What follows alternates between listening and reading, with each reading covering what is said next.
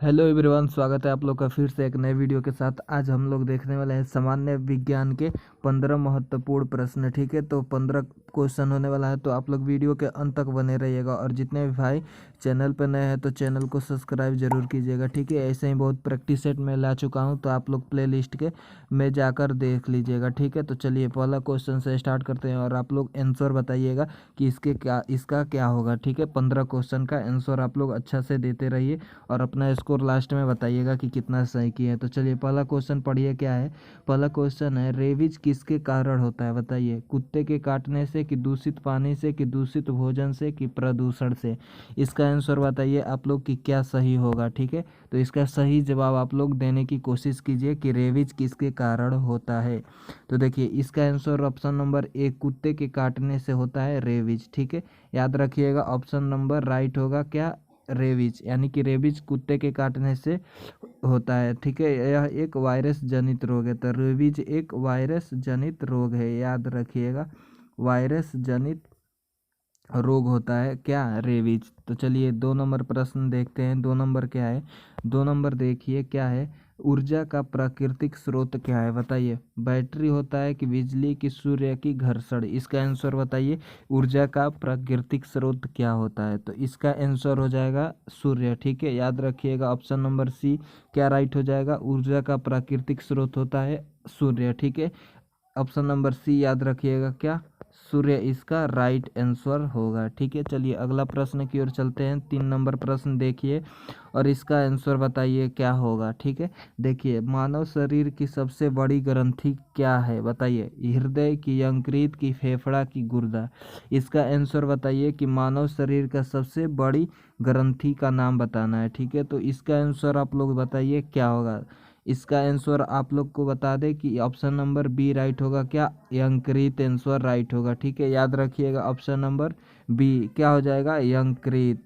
ठीक है, यकृत को याद रखिएगा, मानव शरीर का सबसे बड़ी ग्रंथि है जिसका स्टडी हेपेटोलॉजी में किया जाता है। ठीक है, तो 3 नंबर हो गया। 4 नंबर प्रश्न देखिए, 4 नंबर को पढ़िए और इसका आंसर देने की कोशिश कीजिए। रेलगाड़ी के अचानक रुकने पर आदमी डैश डैश गिरता है, यानी कि किस दिशा में गिरता है बताइए। नीचे की ओर, की आगे की ओर, की ऊपर की ओर, की इनमें से कोई नहीं। इसका आंसर बताइए कि क्या होगा। तो देखिए रेलगाड़ी के अचानक रुकने से जितने भी उसमें आदमी होते हैं तो वे आगे की ओर गिरते हैं। ठीक है, याद रखिएगा ऑप्शन नंबर बी याद आप लोग समझ लीजिए। ठीक है, जो कि न्यूटन के प्रथम नियम के अनुसार लागू हुआ था। ठीक है, प्रथम प्रथम लॉ के याद। ठीक है, फर्स्ट लॉ यहाँ पे लिख दे रहे हैं, फर्स्ट न्यूटन का याद रखिएगा। ठीक है, चलिए 5 नंबर प्रश्न पढ़िए। 5 नंबर क्या है, 5 नंबर है, निम्न में से कौन सा रक्त सर्वग्राही है बताइए। कौन सा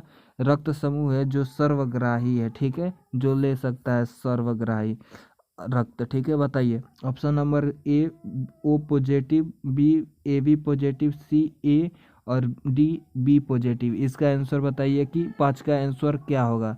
तो इसका आंसर हो जाएगा A B positive. Option number इसका राइट होने वाला है क्या, option number B A B positive इसका राइट आंसर हो जाएगा। आप लोग याद रखिए क्या, option number B A B positive. ठीक है, ए बी पॉजिटिव इसका राइट आंसर होने वाला है। चलिए 6 नंबर प्रश्न बताइए इसका आंसर क्या होगा।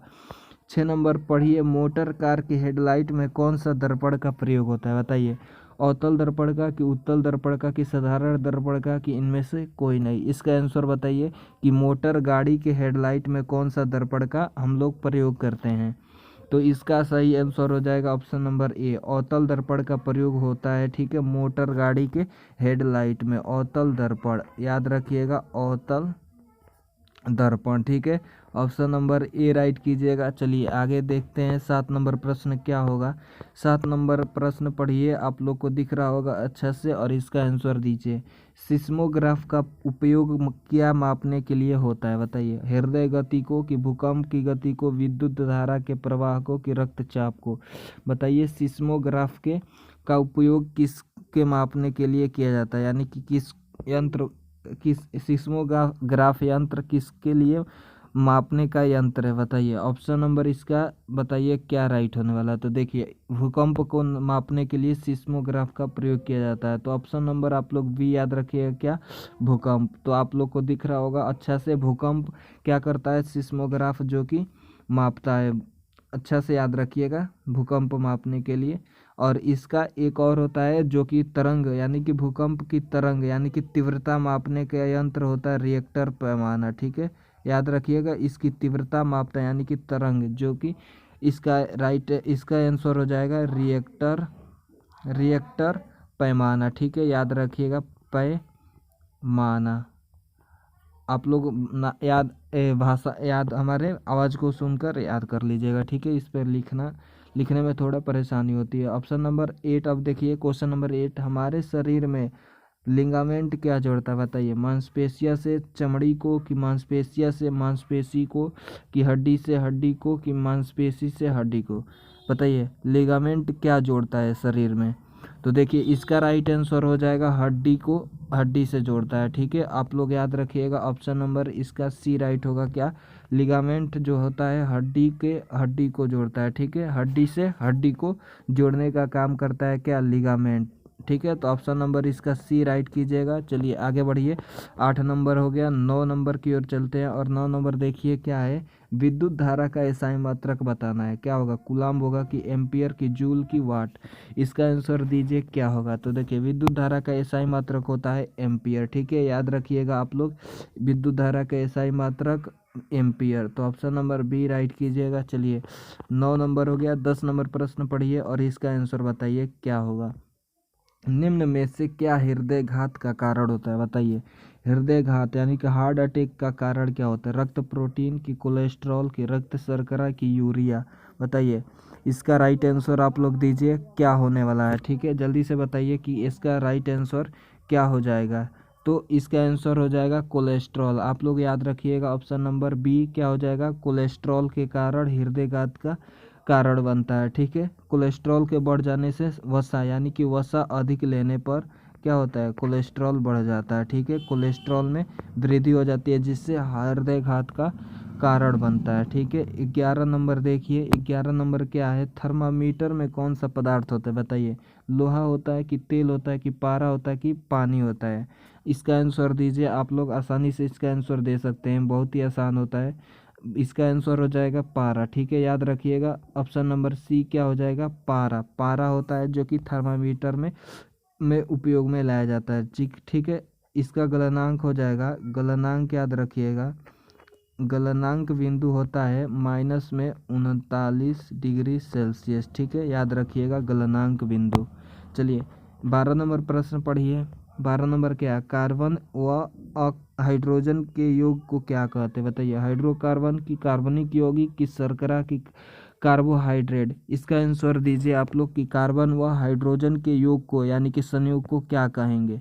तो इसका आंसर हो जाएगा ऑप्शन नंबर ए, हाइड्रोकार्बन कहते हैं। ठीक है, कार्बन और हाइड्रोजन के योग को क्या कहेंगे, कार्बन और हाइड्रोजन के योग को हाइड्रोकार्बन कहते हैं। ठीक है, याद रखिएगा ऑप्शन नंबर ए इसका राइट आंसर हो जाएगा हाइड्रोकार्बन।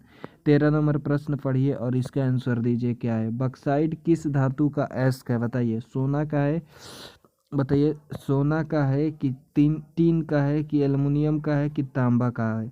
बताइए जल्दी से इसका आंसर क्या होगा। यहाँ पे टीन होगा। ठीक है, आप लोग इसको सुधार लीजिए। तो इसका आंसर बताइए 13 का कि क्या राइट होने वाला है। तो बक्साइड अयस्क है एल्युमिनियम का। ठीक है, ऑप्शन नंबर इसका राइट कीजिएगा सी, क्या, एल्युमिनियम का अयस्क है बक्साइड, जो कि प्रमुख अयस्क है बक्साइड। ठीक है, एल्युमिनियम का। तो आप लोग याद रखिएगा ऑप्शन नंबर क्या राइट होगा, सी। और एल्युमिनियम का रासायनिक प्रतीक हो जाता है Al। ठीक है, याद रखिएगा।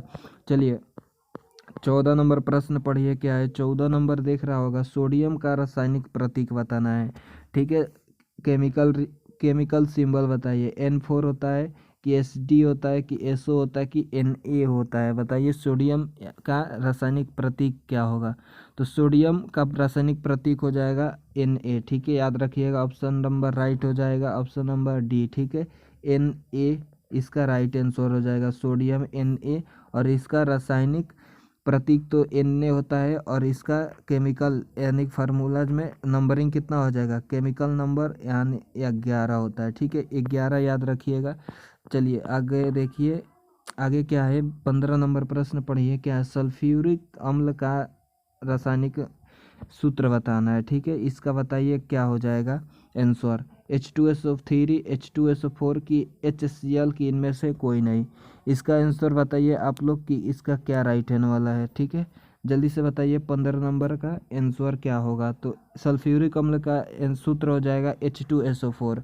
आप लोग याद रखिएगा ऑप्शन नंबर बी इसका राइट आंसर हो जाएगा, सल्फ्यूरिक अम्ल का H2SO4। ठीक है, H2, एक सेकंड, आप लोग याद रखिएगा H2SO4 इसका राइट आंसर हो जाएगा। तो आप लोग ऑप्शन नंबर बी याद कर लीजिएगा। ठीक है, सल्फ्यूरिक अम्ल का रासायनिक सूत्र। तो चलिए आशा करते हैं आप लोग अच्छा से 15 के 15 क्वेश्चन का आंसर देते आए होंगे। और जितने भी भाई चैनल पर नए हैं तो सब्सक्राइब जरूर कीजिएगा। ठीक है, तो इसी तरह मिलते हैं नेक्स्ट वीडियो में, तब तक के लिए जय हिंद।